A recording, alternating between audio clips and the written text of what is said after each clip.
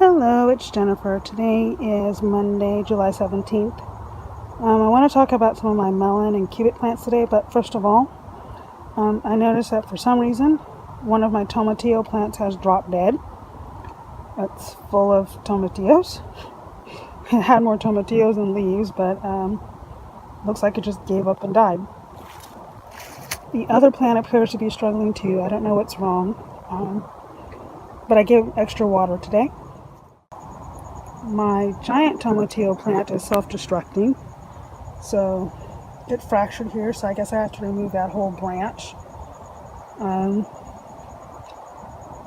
not sure what to do about this. And then it turns out for my pepper bed here, I was probably severely underwatering it, so today, after assuming that I was overwatering, I finally went and jostled the soil some and found out that it was bone dry, despite having the drip irrigation added in. So hopefully some watering will save these plants. If not, I'll just pull them out and start over again. There's plenty of warm weather left here in Southern California for peppers.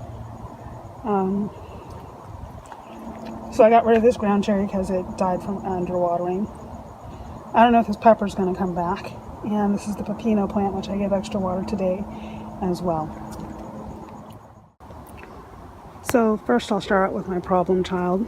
This is a honeydew melon type plant.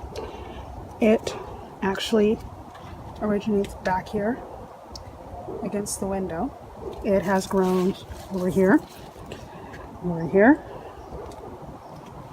and over here. So it used to be attached to this window screen. I went ahead and pulled that away and wrapped it around the V trellis over here. So with this plant, as you can see, it has many melons hanging off of it. I don't know if I'll ever be able to get these melons off, but there they are. And here's some more of the plant running along the ground. And if you go back in here, which is a very scary place, you can see a couple of big melons. Those were the ones that were hanging off the window screen. So the plant's extensive. It's crazy. Back here there's also some pineapple sage, peppers, and eggplants. More melons growing. I don't know where this plant's getting the nutrition or the water, but okay, cool. So over here are my other squash plants that I haven't really talked about. The original pumpkin now has come from over here around the back of the compost bin, curved around, put up another pumpkin here, and it's curved around and is now coming out here. So I don't know how big this pumpkin's going to get or eventually how many pumpkins it's going to yield, but so far I've got 3 pumpkins from this plant. Today I had to spray some copper fungicide because powder and mildew started showing up about 3 days ago. I finally got around today to spraying because the sprayer finally became freed up from insecticidal soap and neem oil. So this plant over here is my Delicata Squash. I think, ow! Woo! It's got some sharp little spikes on it. That hurt. It looks fuzzy, but those little fuzzy things are actually sharp. Ow! So I don't know if this is ready, but it changed colors and I'll probably look it up and see whether these are ready or not. This here is my spaghetti squash, and the 2 that began are starting to turn yellow finally. So they should be ready to pick in a few days. There's a 3rd one back here, and I think it may have made another one. Okay, over here it looks like there's another Delicata. And then this boy over here is miniature pumpkins. So there's some here. I think this one is pickles. Maybe? I'm not sure. It could be another Delicata.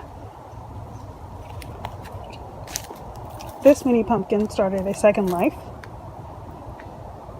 So after putting out a bunch of pumpkins, which I pulled off, I was going to pull the plant, and then it started creating new vines again. So I'm letting it go. And here's the mouse melon. It doesn't have any blooms or anything on it yet, but it's just starting to grow now, and it's vining up and turning up in expected places. So we'll see how this goes. I've decided to just let it be and do its thing. My watermelon is out of control. Still no melons on it. I think I saw 2 female flowers on it today. But it doesn't look like any of those got fertilized. So we'll see. It has plenty of male flowers. Don't know what's going on with it.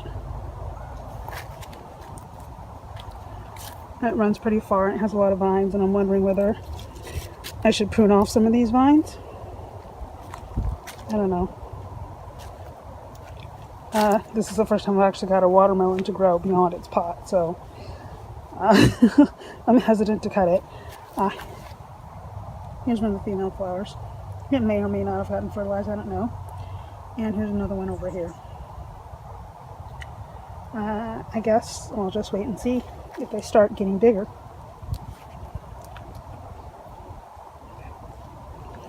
Okay. And then over here is my Kabucha plant. And it's still kind of smallish looking. I don't know if it's going to get any bigger, but it has a female flower on it and some male flowers. Hopefully that one got fertilized. The bees are certainly active in the yard now. And this one is called a Galia Melon. It's a recent addition. So it just came out of its cup that was protecting it from the pill bugs. So hopefully this one grows up nicely. I talked about these plants on a recent video, so I won't talk about them again. I'm still out here daily battling ants and aphids. I don't know if I'm going to win, but I'm trying. And then of course the red curry plants, which they're doing just fine. A lot of female flowers on these, but I don't know if these female flowers are going to take. It seems to kind of like to go one at a time. So we'll see. This is my other watermelon plant, and it's starting to take off now.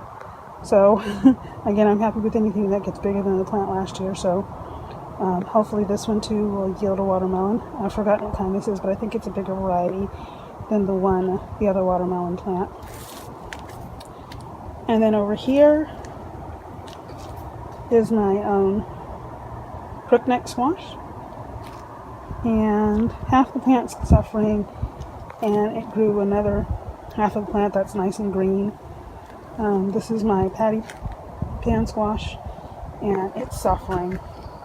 It was trying to crawl on the ground, so I put a tomato cage on it and tried to lift it up, but now it's dragging the tomato cage down with it. Pardon my neighbors. Their kids are very lively.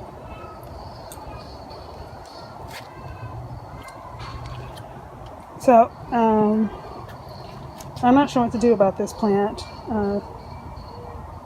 It looks like it's trying to grow some new foliage, but it looks pretty sad.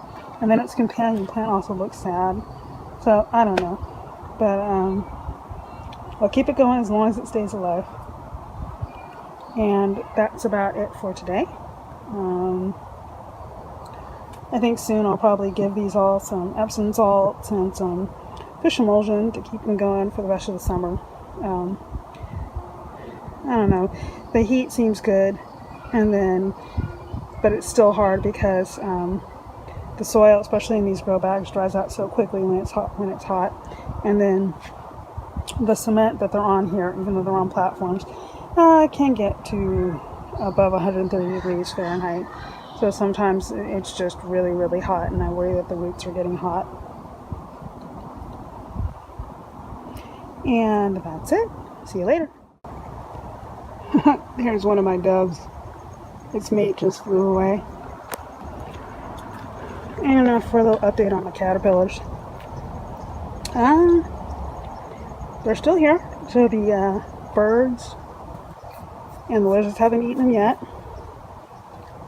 I don't know how big these are supposed to get before they decide to turn into chrysalises, but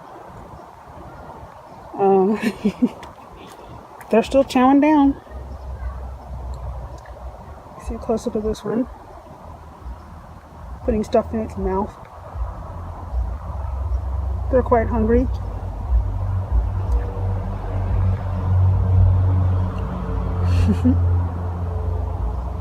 Yep, quite hungry. So hopefully I'll have some beautiful butterflies in a couple weeks or so. Here's one that shed its skin.